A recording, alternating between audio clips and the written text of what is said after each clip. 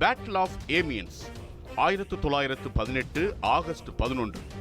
மைய சக்திகளான Germany, Austria, Hungary போன்ற நாடுகள் ஒருபுறமும், ஐக்கிய சக்திகளாக அறியப்பட்ட பிரிட்டன், பிரான்ஸ், அமெரிக்கா, கனடா மற்றும் பிற நாடுகள் மற்றொரு புறமும் நின்று 1914ஆம் ஆண்டு முதல் உலகப் போரை தொடங்கின. இரண்டு சக்திகளும் 4 ஆண்டுகளாக போராடி வந்தன. 1918ஆம் ஆண்டில் ஜெர்மனியின் இளவேனிற் கால யுத்த திட்டம் தோல்வியடைந்தது. அதாவது அமெரிக்க படைகள் முழுவதுமாக வருவதற்குள் தனது ஆதிக்கத்தை நிலைநிறுத்த எண்ணி ஜெர்மன் தொடங்கிய அதிரடி தாக்குதலை ஐக்கிய படைகள் முறியடித்திருந்தன.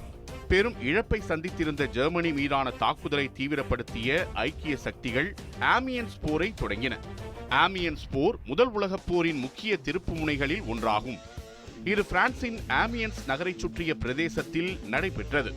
ஆமியன்ஸ் பகுதி ஐக்கிய கூட்டணிக்கு முக்கியமான இராணுவ மற்றும் போக்குவரத்து மையமாக இருந்தது. இதை பாதுகாப்பது மட்டுமல்லாமல் ஜெர்மானியர்களின் போர் ஆற்றலை தகர்க்கும் நோக்கத்துடன் ஐக்கிய படைகள் தாக்குதலை திட்டமிட்டன. கூட்டணி படைகள் இரவு நேரத்தில் தங்கள் நிலைகளுக்கு நகர்த்தப்பட்டன. ஆஸ்திரேலியா மற்றும் கனேடிய படைகளை கொண்ட பிரிட்டிஷ் 4வது படைப்பிரிவு தாக்குதலின் மைய பொறுப்பை ஏற்றது.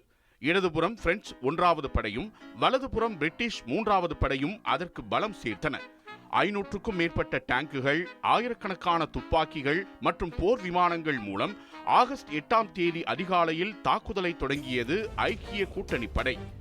தாக்குதலுக்கான முன்னறிவிப்போ உளவு தகவல்களோ இல்லாததால் இத்தகைய தாக்குதலை எதிர்கொள்ள ஜெர்மன் படை தயாராக இல்லை. ஆஸ்திரேலிய மற்றும் கனேடிய படைகள் மையத்திலிருந்து விரைவாக முன்னேறி ஜெர்மன் பாதுகாப்பை உடைத்தன.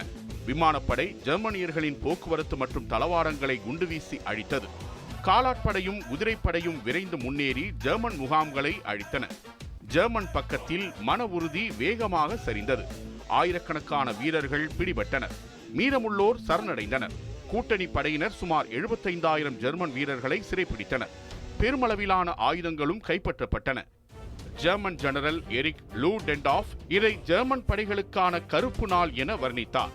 இந்த வெற்றிக்கு பின்னர் கூட்டணி படைகள் தொடர்ச்சியான தாக்குதல்களை நடத்தி 1918 நவம்பரில் ஜெர்மனியை சரணடைய வைத்தன. முதல் உலகப் போரின் முக்கிய கட்டமான ஆமியன்ஸ் போர் முடிவடைந்தது.